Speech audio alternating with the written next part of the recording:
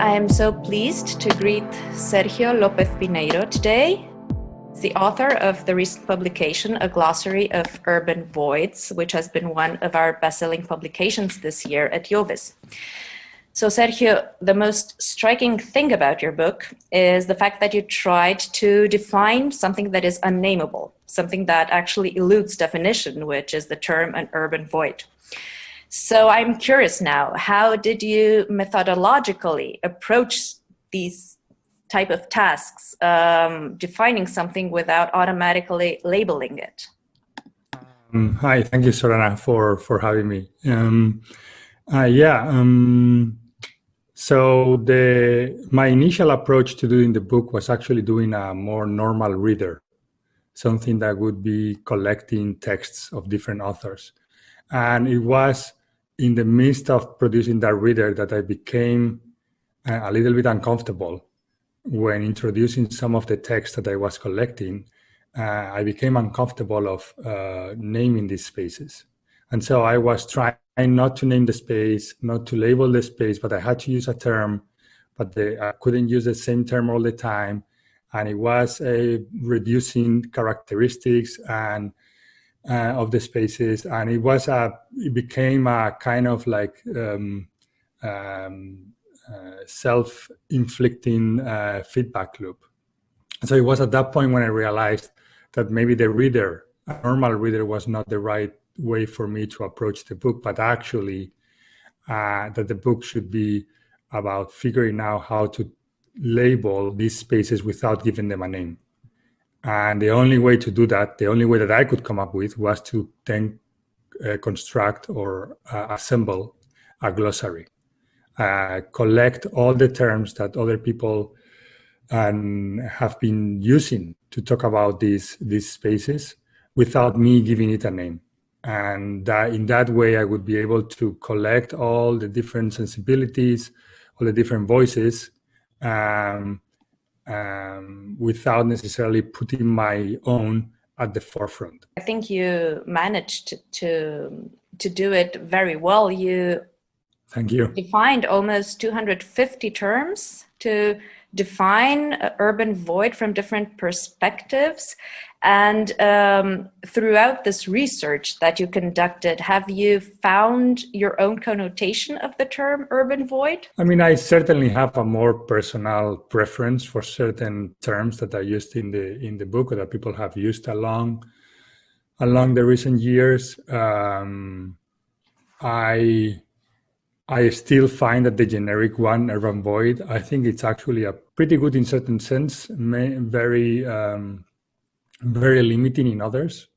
So I find it's a good one from the point of view that it really indicates the emptiness of capital or use or instrumentalization of the space from a, let's say, a standard understanding of the city. At the same time, it doesn't really express the possibilities that it opens up, or it doesn't really express any questions of social or racial justice when it comes to the position of some of these spaces in the city. That in many cases, some of them are located in neighborhoods that are racially defined or that are low income. And so the generic term is interesting from one point of view, it's very limiting from another. It is indeed very appealing. It's also highly interesting because I think it is always envisioned an urban void as sort of an interval of suspense, like a blank starting point, maybe for future interventions. It withholds all this possibilities and potential for development. And then the purpose of architecture and urban design is also widely understood as the transformation, the manipulation of the void into built substance. But I do have the feeling that you shed a different light on this matter. So in your opinion, how should it treat the voids, the blank points in its tissue? And how do you protect, let's call it voidness, in the process of design, which I think is highly difficult for planners? Yeah. No, I think that you've explained it very well. I think that the attempt to always construct substance and not find substance in these places is really at the heart of the contradiction or the problem that these spaces have. So I think that you've explained it very well. I think that in his original text, Ignacio de Sola Morales points to a similar problem or to a similar issue. I think that there's a question of protecting this voidness, a kind of perverse preservation, so to speak, which I think is very important. And then I didn't go into particular details in the book of examples that have attempted to preserve or protect this emptiness or this voidness or these potentials, openness for other publics and for other audiences. But certainly, I think that the main question would be like to protect the boundaries first, in order to like allow it to like hold its form, so to speak. Although that would not, its urban form, so to speak, because it doesn't really have an interior form in many cases, and then really be very sensitive to what things are already happening inside, so to speak, from a landscape, from a public, from a social. From a topographic point of view. So now that you mention it, and you also mentioned Ignacio de Sola Morales with his term terrain vague, to what extent do these instances of terrain vagues, let's call them, have the potential to create public life, in your opinion? I think that there's many, yeah, absolutely. I mean, I think that there's many, again, there are situations when some of these spaces are actually heavily polluted. They're dangerous to human health. And in many cases, they are located in neighborhoods that have very specifically, very narrowly defined racial population or low income. And in those cases, these spaces should be remediated. They should be cleaned. And because of that process, they should be then transformed into parks or developed as part of the city. In those cases, I think that there's no argument about that. In other cases, these kind of spaces have actually shown that they are able of hosting a wide variety of publics doing all sorts of things. Berlin has always been an example of that with the destruction, demolition of the Berlin Wall. It's true. And the incredible amount and very refreshing amount of different activities that were self-initiated, that were weird and strange according to the typical standard of audiences and uses and functions that we're used to seeing in the public space. Mm-hmm. And so that, I think that there's like ample documentation about these type of activities, and some of them come in the book, both in Berlin, and there's other cases, for example, in the Brooklyn's former waterfront, in the Hudson River. There's like a wide variety of positions, or sites where authors have documented this kind of freedom. And if we were to contextualize your personal discourse and our current reality that we all live, do you think urban voids can become a vehicle in the post-pandemic approach of the city?